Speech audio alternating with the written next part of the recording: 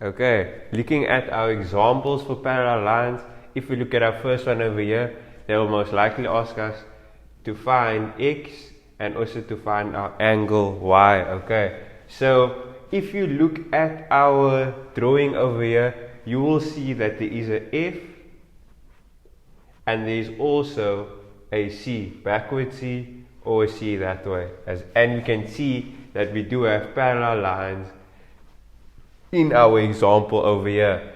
And an important thing to note is whenever you see parallel lines in your equation, 99% of the time you're going to use your parallel lines. If not one of them, you might even use all three. Okay, so looking at our example over here, let's first figure out our angle x. Okay, to prove our angle x or to solve for angle x, we can use our co-interior angles. Okay, so we have that line AB is parallel to line CD. So if we look at our C, we have one over here, and we said that our co-interior angles are supplementary angles.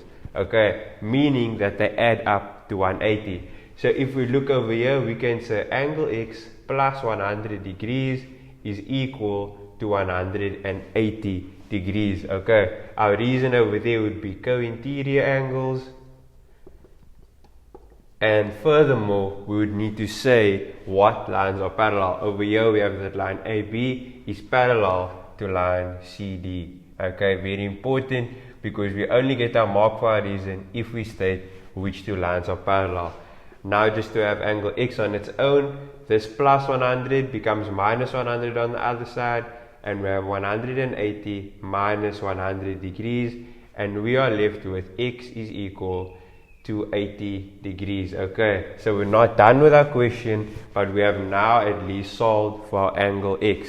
Looking at our next angle to solve is angle y. Okay, we can see that this is part of our f, so we are going to use corresponding angles. Okay, so we're going to say our angle y is equal to 100 degrees, and what's my reason going to be? Corresponding angles.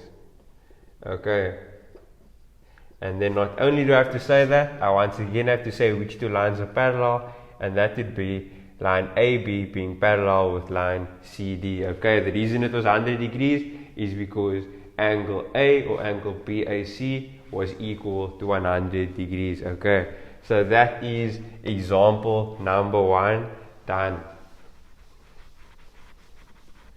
Looking at example number 2, once again they would be asking us to solve for angle x and angle y. Okay, let's do angle x first.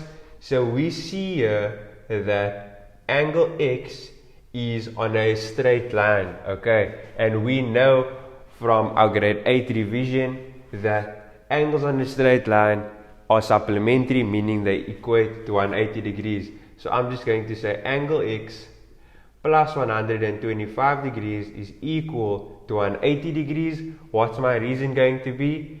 Angles on a straight line.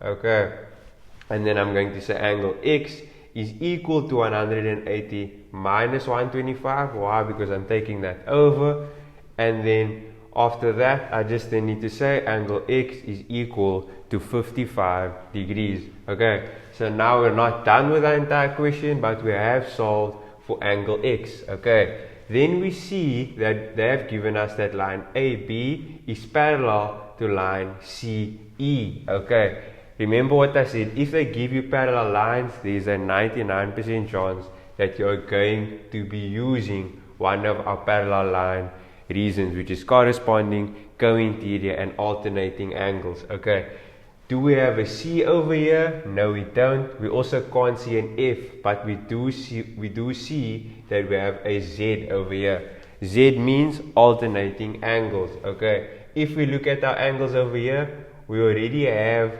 solved for what x is. X was equal to 55 degrees, and now to get y, we would then just say y is equal to x, which is equal to that 55 degrees. What's my reason going to be? Alternating angles. Okay, so let me just write that down for you. Angle y is equal to angle x, which is equal to 55 degrees. What's my reason? Alternating angles. And I also need to say that line AB is parallel to line CE. And there I have proven what my angle X is equal to and also what my angle Y is equal to. Thank you guys.